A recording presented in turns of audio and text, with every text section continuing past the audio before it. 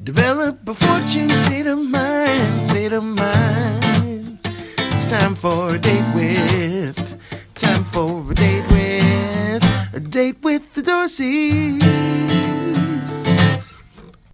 Hello. And welcome to yet another date with the Dorseys. I am your favorite host, Dr. Jatan and Floyd Dorsey. The fourth. That's it. Your other favorites. There you go. And together we make Dem Darn Dorseys. Ooh. However, Dem Darn Dorseys. One more time. I said Dem to the darn Dorseys. All right now. Okay. So together again we make Dem Darn Dorseys. However, you've tuned into again what? Another date with the Dorseys. Date with the Dorseys. Now, if it's your first time tuning in, shame on you. But I guess we'll do a little housekeeping and let you know what you tripped up on, stumbled upon, or learned about. Let's give it to them. And that is, we host episodes that help you develop a fortune state of mind. Fortune spelled I-V-T-U-N-E. State of mind. And although wealth is a huge portion of this, it also includes other aspects of life, well-being, and love, life, and business, all of that. And through these lessons, we leverage the 5 F's, which is what we call our pillars of the 5 That's F's. it. And those are family, finance, fitness, fun, and faith. You gotta have faith. So nevertheless, you may not hear an episode that's strictly about one of those F's. It could be one, it could be two, it could be a combination of many. But you're gonna get a little taste of all of them. But today, we are focusing on family. And specifically from a family perspective, we are doing our couple series. Mm-hmm. And so we have yet another couple with us today, another awesome, amazing, beautiful couple with us, one of our faves. And we'll allow them to introduce themselves in just a moment. However, I also have to let you know where you can love us, like us, share, download, all that good stuff that y'all do on social media. And so Facebook, Instagram, you can find us at Dem Darn Dorseys, as mentioned earlier. You can also email us at support at fortuneenterprise.com. Again, fortune is spelled I-V-T-U-N-E, enterprise.com. All right. With that being said, yes, we have this amazing couple with us. Before we get into the questions and things of that nature and all the juice that you all are going to get, we're going to give them the opportunity to introduce yourselves. Who are you and how long have you all been together? Hello, I'm Annie Shaw. I'm here with my husband Cameron. Hello. And we dated for 2 years, been married for 8, so total of 10 years together. nice. Total of 10 years. 10 years. They must love each other. They must like each Little other. bit. Little bit. Awesome. Little love thing going on. All right, so now that we know that, I'm going to get into some of the questions here. Again, feel free if I ask some questions that I'm touching up against an area I shouldn't be, say pass, and then I'll come right back to that same question, and we'll just keep asking until we get an answer. I got it. All right, so first question. Going into your background of your relationship, like how did you all meet? So we actually met through a friend on social media. I always say that Cameron was a referral to me. I love that. A friend of mine knew Cameron, and then we actually connected on social media. I mentioned something in a post one day about his favorite TV show. I didn't know it was his favorite TV show. And next was thing it I Cheers or Night Court? it was The Wire. The Wire. The Wire, actually. Greatest television show in TV history. Okay. And next thing I know, he was in my inbox. And I don't know if I Sliding. you did. Okay. You did see my inbox. So he created that back before they were really saying. Right. That's what we gonna say. All right. Was I? You did. You reached out to me in a message. Been a lot of moons ago. And here we are. So Cameron, what's your version of the story on how did y'all meet? Man, it's been so long, bro. I don't even know. But I'll go with what you just provided. Okay. You said for the most part. I For want to hear the most other part. Yeah. You got sounds like you got a different version of something. My life was really, really dark Tell about 10 years ago. This took And another when that light time. came, I ain't look back at the darkness. That's my version. Keep off the light. There you go. All right. Sunshine. Okay. I like it. So, okay, as we talk about how you all met, and kind of going into this next question, as we opened up, we talked about our 5 pillars. It is what we use as a foundation for our podcast and also in our real lives. Like, this ain't just play, right? That's it. So we want to ask you, what are some of the tenets that you've employed in your life as a couple that have helped you become successful or to achieve the things that you've done together? Yeah, give us a couple that you use and how you employ those. God first. Mm-hmm. There's no other recipe for anything in my life or my wife's life if it does not center around God. Good. We both have, swayed away from God at different times in our lives, and we have paid for that significantly. So He's the center of everything that we do. We know we're not perfect, Yeah. but we always try to go back to what we know about the Lord, and when we continue to grow in our knowledge about the Lord. But it starts with the Lord first. That's good. And then second, I would say, it's just being around each other. Like, I ain't gonna say most times. There are times we probably ride each other's neck, but we have to make each other a priority. Meaning we have to be around each other, not just that's my wife, that's my priority. It's what does she want to do? Yeah, showing. All right. I don't want to go to Michael's or what's that store? Hobby Lobby. Get tired of brunches every Sunday, but that's what she wants to do. Let's do it, So I think over the past 10 years, that's really what I'm trying to simplify. What works and what doesn't work, and just making time for each other. Yeah, that's good. So we're understanding your background, and you all can go a little bit deeper into this. So you mentioned 2 really, I think, core pieces. One, you said God first, then you said making each other a priority. Where did that come from? Like, growing up, is that something you saw demonstrated? You said, I'm going to build on that because that's what I know from growing up.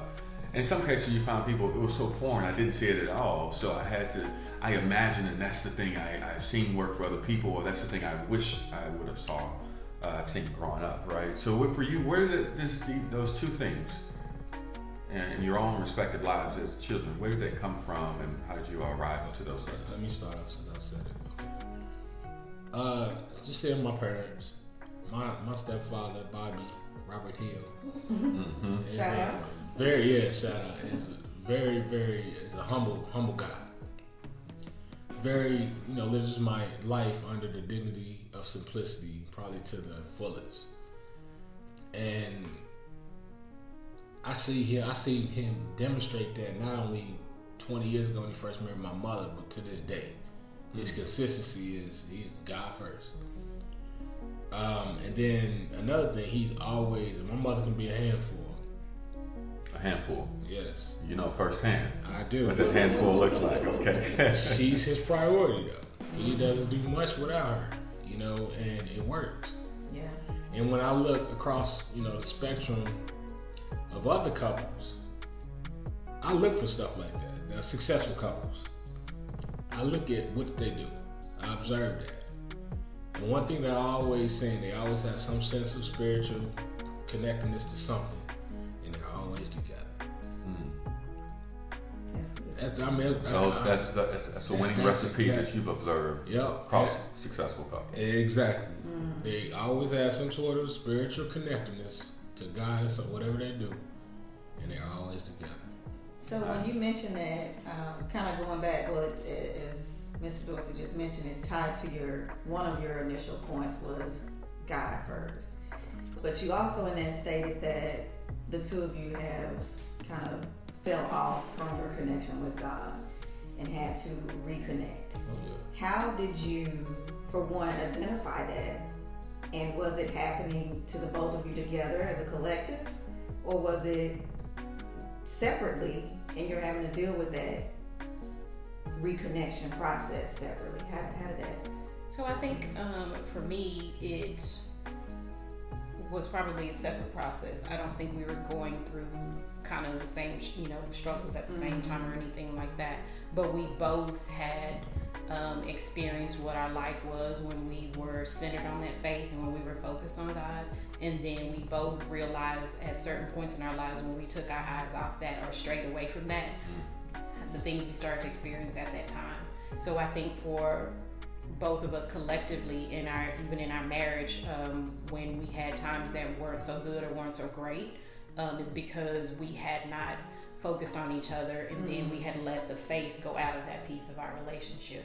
So I think it's just knowing what it's like not to have it, and then knowing that, hey, I have to get this incorporated back into my life because I know what it's like to be without it. I think that's sometimes one of the biggest lessons of anything, right? To experience something and know what it's like, and then to have that thing removed that you know. Exactly. So you saw the contrast. Exactly. Now you can say, all right, I know what doesn't work. I know what does work. I know what I want to experience. I want to experience this, so I will do that. It's just that simple. Yep. To add to what my wife has shared, I mean, I've gone through some personal medical health battles over the past 5 years. And when you put in a position where things can really, really get dark, and you realize that exactly how vulnerable you are and who's around you, it's pretty simple.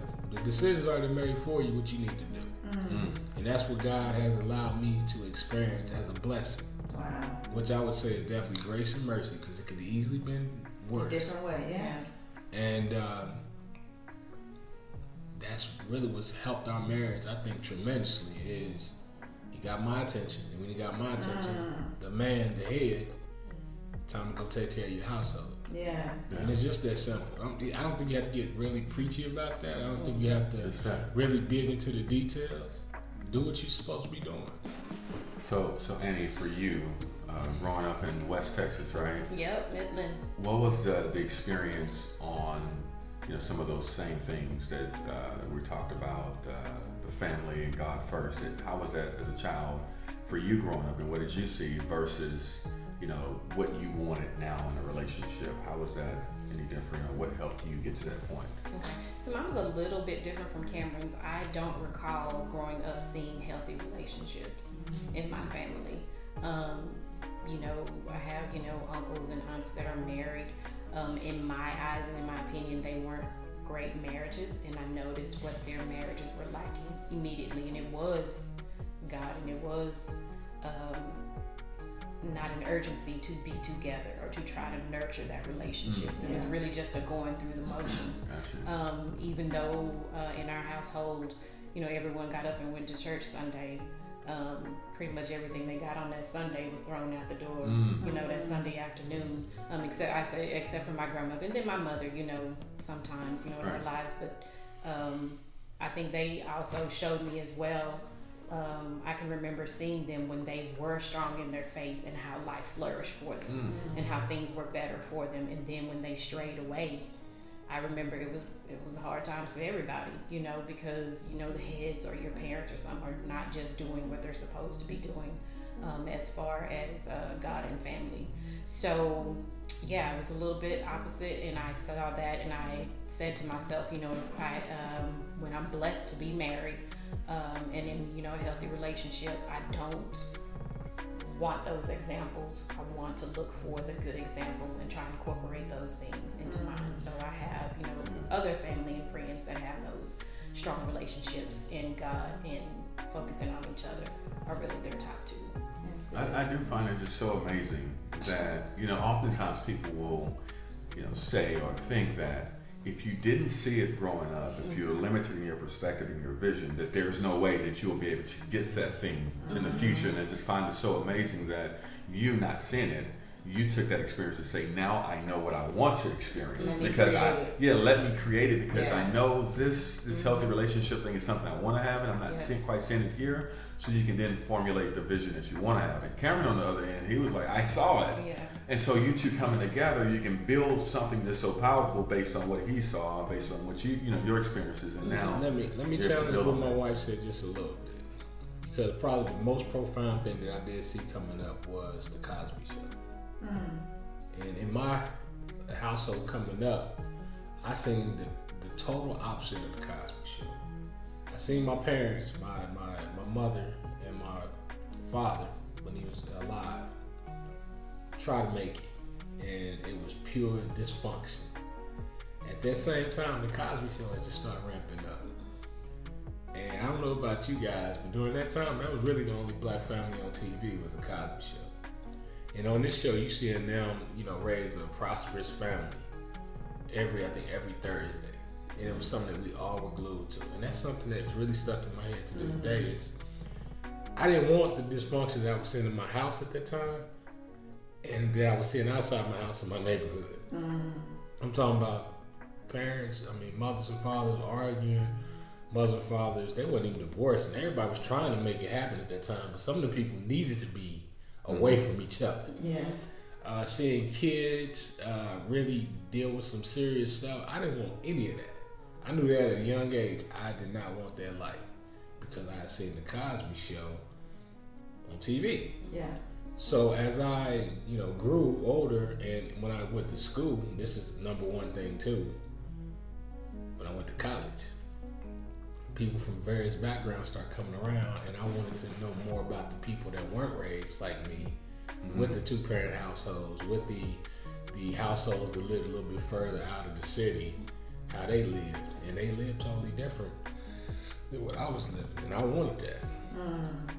So yeah, I got to see it younger, but it wasn't a good see. Most people shy away from it and be like, forget that, because they don't have it right now. Me, I took a different approach. I wanted that, and I wanted to know how to get there.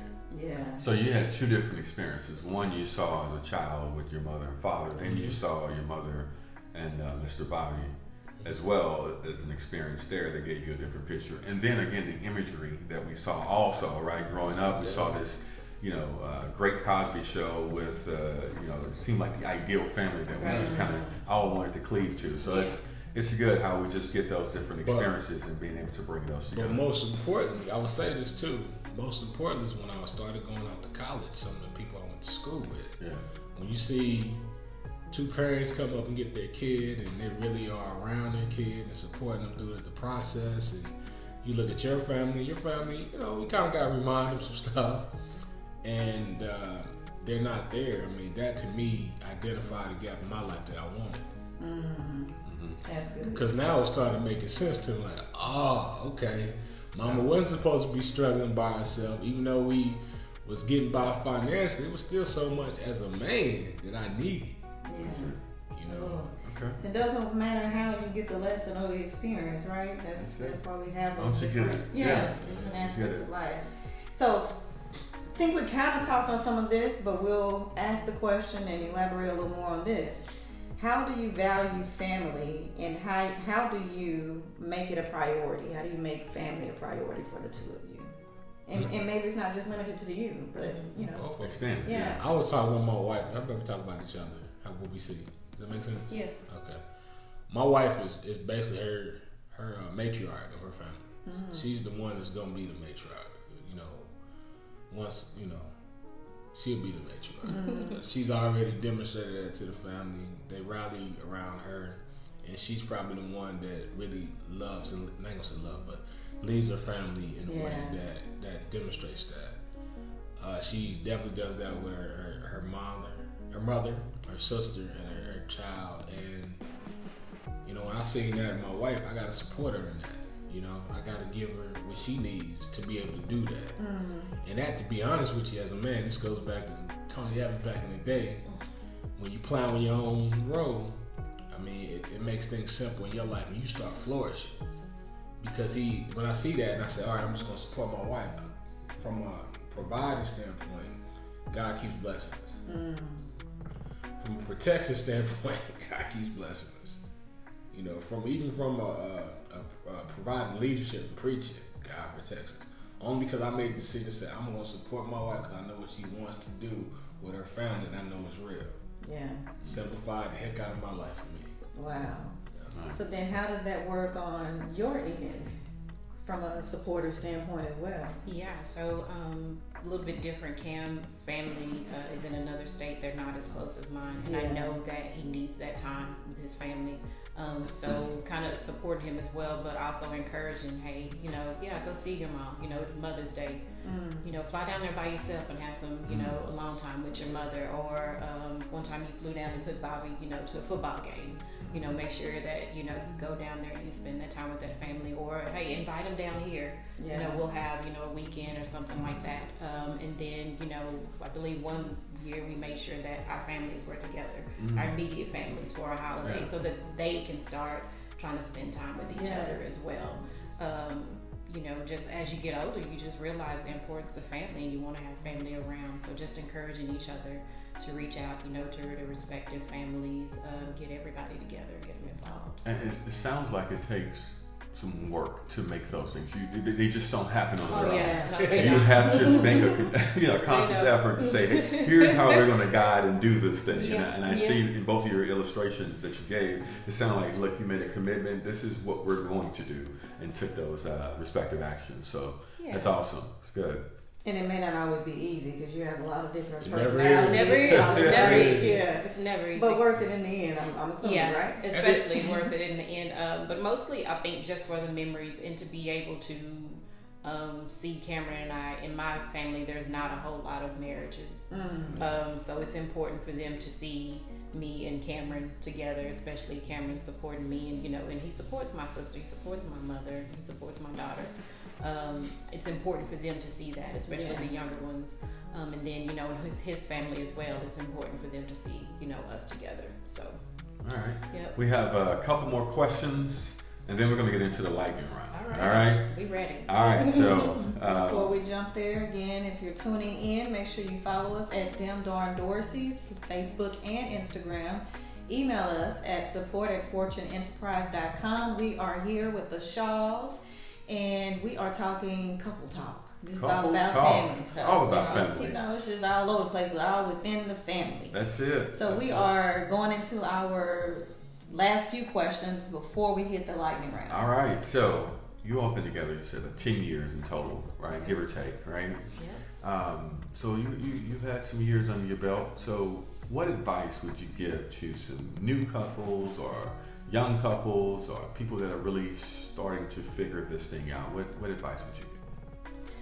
I would say, first of all, know who you're dealing with. I know that's basic, but get to know that person. I know a lot of times we hear people say, oh, I'm in love, or you just head over heels in love. I genuinely like Cameron as a person. You know, there are some days I'll be like, I don't know if I love you today, but I genuinely like you as a person, and that pushes me, you know, to realize, well, this is what I love about him, or this is why I fell in love with him, and I have that respect for him. I remember telling someone early in our relationship, I really like him. I think if nothing comes of it, I still would like to, you know, have a friendship with this person, because I genuinely like Cameron as a person. So I think that foundation, really have a strong foundation, and then make sure that your goals align on things like, you know, religion, faith. What are your goals for the future? Where do you see do you both see yourselves in similar places, you know, 10, 15, 20 years from now? What are your views on raising children? You know, things like that. What are finances? You know, that's important. How do you plan on saving money? You know, how do you plan on, do you want to be in debt all the time, or do you want to be debt free? How are we going to get debt free? Those things are important. Just knowing what your goals are for your future life, and then connecting with that mate and making sure that those goals align. Nice. Mr. Shaw, what you got for us? You got to commit to the journey. It's not, you know, when you get married, it's nothing like what you see on TV. Not the Cosby Show. Not the Cosby Show. Not even good times. Nope. Marriage is, all right, let's go wash the dishes after cooking breakfast. Marriage is, all right, let's sit down and find out what we're going to do next year. All right, marriage is making decisions about your future. All right, insurance. Should I take this job? Marriage is all right. What about kids? My parents really get on my nerve. How can I get out of that? Those are real life, daily transactions that make up your marriage. When you take that journey, you get good times where you get flowers and the romance and those feel good moments, but typically everyday transactions with one person, that's your marriage. And these are transactions that aren't highly visible, they're not highly exciting. They're just everyday things. But these are things that you wouldn't want to do with nobody else. That's marriage. Yeah. So you're saying, like, for this couple, the young couple, advice you would give them is to make sure that it's somebody you enjoy spending that time with, because that's how the marriage works. That's what it's going to be. That's what it's going to be. Yeah. That's what it's going to be. That's what it's going to be. And you have to, and that's where maturity comes into. Most young couples not going to see that right away. Yeah. That's after you've been through something with that person. That's after you realize how important that person is to your life. That's after you realize how dependent you are on that person. Because now you're valuing their point of view about your life. Yeah. In today's day, nobody wants to value anybody's but their own opinion. Yeah. Even some people that are married, they want to keep doing what they want to do. Yeah. Selfish. Yeah. You can't be. You got to be totally opposite. You can't be selfish. You can't. You can't be. No. If you're selfish in a marriage, it will not work. So then, how do we balance selfishness and being self-full? You can't. I don't care how you play those words. You can't have. So let me reword it then. So individuality. Is that important in a marriage for you two? Or to still be the whole you, Yes. things that you're involved in outside, that I still have my personal experiences, but then there are things that I still do as a couple that we do together. I'll tell you, two things. I tried that before. I felt miserable. Okay. Now I'm doing things outside the house. My fraternity, I'm chapter president. I tell my frat all the time, my wife she's coming with me with this journey. Meaning that we talk about it. She supports me. I include her. And not, just come. No, she's there with me. And I strongly encourage my other brothers, hey man, if you want your marriage to work, you got to take her with you. You just got to. So in that scenario, I'm glad you used that as an example. So for instance, she can't be a part of that fraternity, right? She can't be a member. Right. She can't attend the meetings. So then technically that's a separate piece for you all. So how do you manage that piece? Because Time commitment. Well, that and just being remaining individual. Yeah, just like, you're a whole person as Cameron Shaw, and that you work your job by yourself. You president of your fraternity. I know you were on the board of the Black MBA. There were times where it was really about that task and that thing, but then you also don't neglect your wife, but these are things that you're working on because you're progressing. But then you say, all right, now I have this wife, and incorporate her and spending time for our relationship stuff. So you have things that you're achieving, things that you all as a unit are achieving. How do you balance those two aspects? For me, I'm gonna say you commingle them and bring them both together. Yeah, I mean that's and that's probably. I mean, I really, I get the distinction. I do, but this time around, I said no. I'm doing it differently. And so far, it's not only helped us, it's helping other people. But I tell you what, I bet you are not helping Annie with these wreath stuff, right? I actually do. You said he goes to Hobby Lobby. I actually do. I'm over sales and promotions. There we go. I actually do. I love it. So, and you got to stick to your strengths now when you help somebody. I got you. Yeah. Okay. So one last question before we go into the lightning round, really quick. What advice would you give yourself 30 years from today? So if you were 30 years older, what advice would you give yourself today? Oh wow. 30 years older? Yeah, so you're 70 or 70 plus. At that point, if you were projecting yourself into that 70 plus year old, what would you look back and say to your now self? Oh, from 70. Looking back. Yeah. I would say to my younger self, to relax a little bit and enjoy the process. And to recognize that it is a process. I am a pretty much a process-driven person. If you can explain a process to me, I can grasp it. So I understand that. And then sometimes when I don't understand the process of something, I'm just like, I don't know what's happening. I really can't function under that. So to just kind of relax and not be so uptight about it, just relax in the process and understand that life and this marriage and family and everything, it is a process. And in those times when you can't actually see where these pieces are going to line up, you can create things in between to make them, come together so that you're comfortable and everyone around you is comfortable. So it doesn't always have to be such a serious thing. There's a business side to everything. There's a non-business, smoother, happier side to everything. And just kind of finding a way to make both of those mesh. Take care of your business, but then relax and enjoy the process as well. All right. Mr. Shaw? My wife's a process person. I'm more of we can make it happen no matter what. So that's how we balance each other for the most part. But if I look back at myself, what I would tell myself is to become more structured in what I do. And that's something I struggle with right now, but I know that I have to do. It's just, you can get it done. Yeah. But let's make things easier to get it done. So that means be a little bit disciplined, be structured. That's that project management. Yep. That's all that. It's to be honest with project management and agile methodologies is they're applicable to everyday life too. Yeah. And even what I'm learning at Toyota now about, Muda, removing waste. Finding ways to just make your life simpler is really what I really try to do. And I see the benefit, and even in our marriage, is some stuff we don't need to argue about. Some stuff we don't need to waste any time being upset about. We have to do it. So let's do it. Let's do it the best way. Some people we need to be around. Some people we don't. Guess what? Let's make a decision.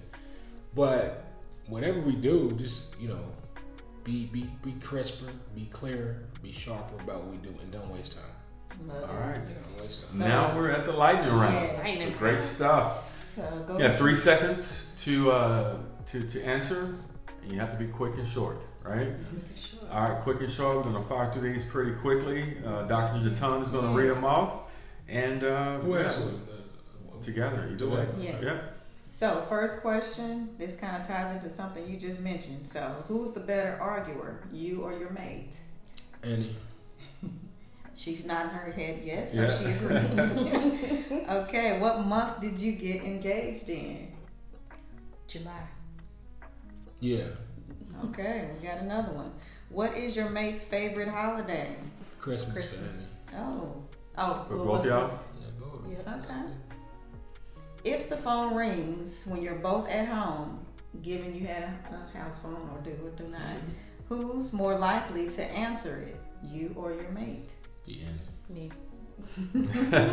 Gotta answer the phone. All right. Okay, who's the sore loser? Annie. Me. Ooh. All right, that's it, y'all. That's it. Y'all quick. Yeah, you quick. That's great. And in sync. We gotta add that part. Yeah, same answer. So again, this has been such an awesome opportunity to sit with the Shaws as we continue this couple series. So Shaws, we thank you for your time. We appreciate you for sharing your experiences, and we hope that you enjoyed this occasion, this podcast, this recording with them during Dorsey. That's it. And one good thing about this recording is that we asked you a question about your 70 or whatever 80-year-old self as you look back. You'll have this to play for yourself when you get to that point to say, did I take that advice? Right? Looking forward to it. Accountability. All right, close out, Queen. What we got? Here she comes. So again, follow us on Instagram and Facebook at Dem Darn Dorseys. We'd love to have your support. Like, love, share, download, all that good stuff as we continue to dish out all the goods through the Date with the Dorseys podcast. You can also email us at support@fortuneenterprise.com. Again, Fortune is spelled IVTUNE, enterprise.com. So this has been yet another Date with the Dorseys. We are looking forward to connecting with you again on the next episode. But until then, bye for now. Develop a fortune state of mind, state of mind. It's time for a date with, time for a date with the Dorseys.